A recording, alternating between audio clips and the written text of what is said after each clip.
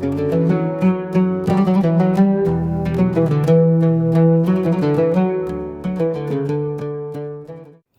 عليكم البنات، كنتمنى تكونوا كاملين بخير وعلى خير. اليوم بغيت نرحب بكم في فيديو خاص بزاف، فيديو خارج على المعتاد. بزاف فيكم كيسولوني كيفاش كنحافظ على شعري وبشرتي.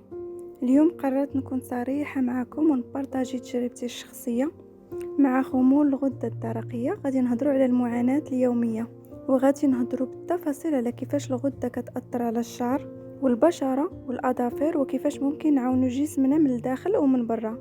تبعوا معايا الفيديو حتى الاخر، لان المعلومات اللي فيه تقدر تغير لكم نظرتكم لهذا الموضوع. دابا غادي ندوزو لاول نقطه. فاش كنفيق الصباح كنلقى راسي بلا طاقه والجسم ديالي باقي محتاج للراحه، وبزاف ديال الناس حتى المقربين كيقولوا المريض الغده الدرقيه غير معكاز. وبغيت نقول لكم بلي هادشي ماشي عكس، هادشي مخزون الطاقه ديال الجسم ناقص. خاصنا نفهموا بعضياتنا ونعرفوا بلي هاد العيا حقيقي. ندوزو دابا لمشاكل الشعر. خمول الغده الدرقيه كيبطئ الدوره الدمويه، والبصيلات ما كتوصلهاش تغذيه، وهذا الشيء كيدي لتساقط الشعر وكينشفو. والحل ماشي في الشامبو، الحل هو تنشيط الفروه. ضروري ديروا مساج يومي للفروه. ورجعوا للفيديوهات اللي قبل، راني مشاركه معكم وصفات خطيره كترجع الحياه للشعر. ودابا ندوزو نهضروا على البشره.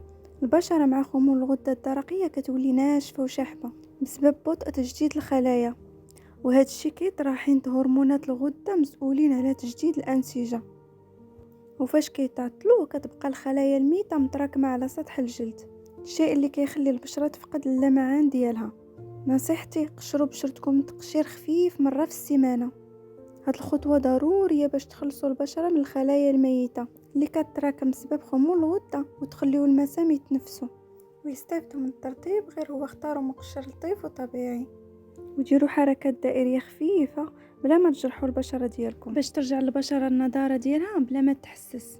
واعتمدوا على الوصفات الطبيعيه اللي كنبارطاجي معكم في القناه، هي اللي ساعدتني نحافظ على النضاره ديال وجهي بشكل طبيعي.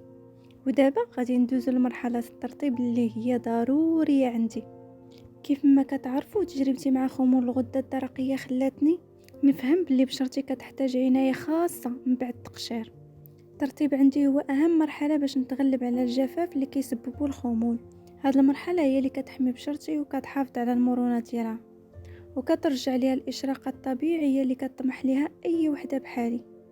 وبما ان الترطيب جزء اساسي من روتيني، فراه ضفاري حتى هما كيحتاجوا نفس الاهتمام. كيف ما كتعرفوا خمول الغده الدرقيه كيخلي الاظافر ديالي ضعيفه وممكن تهرس بسرعه. داكشي علاش ما كنكتفيش غير بترطيب وجهي، ولكن كنحرص ديما على التغذيه ديال ضفاري باش نرجع ليهم القوه والحيويه ديالهم ونحميهم من التكسر المستمر. ودابا ندوزو لمرحله العنايه الداخليه.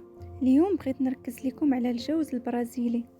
هاد النوع ديال المكسرات هو كنز حقيقي لمرضى الغده الدرقيه، حيت غني بالسيلينيوم وهو عنصر اساسي باش الغده تقوم بالوظيفه ديالها. خدي حبه ولا جوج في النهار كافيين باش يعاونوا جسمك يرجع للتوازن ديالو.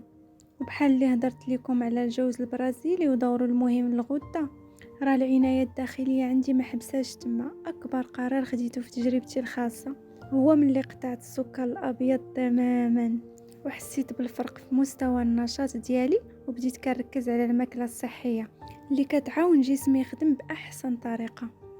هاد التغيير في النظام الغذائي هو الاساس اللي كيبني صحه بشرتي وشعري من الداخل، وكيخليني نتحكم في اعراض الخمول بوعي. وفي الاخير بغيت ناكد لكم بلي هادشي اللي قلت من نظام غذائي وعنايه كيبقى مكمل اساسي، ولكن ماشي هو البديل. اهم حاجه باش نعيشوا حياتنا بذكاء وبتوازن مع خمول الغده الدرقيه هي زياره الطبيب بانتظام والالتزام باخذ الدواء في وقته. هذا الالتزام هو اللي كيخلينا نتحكموا في حالتنا الصحيه ونعيشوا حياتنا اليوميه بسلام ونشاط. هذا كان كل شيء بخصوص تجربتي مع خمول الغده الدرقيه.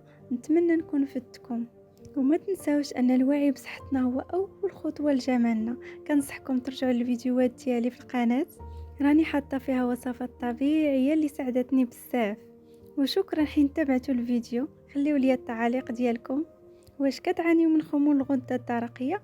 واشنو المشكل اللي عندكم؟ يلا ندرسو في التعاليق. وإلا عجبكم الفيديو ما تبخلوش عليا بجيم وبارطاجيو مع اي واحد كيعاني من نفس المشكل باش تعم الفائدة. تهلاو ليا فراسكم وبزاف صحتكم. تلاقاو في الفيديو الجاي.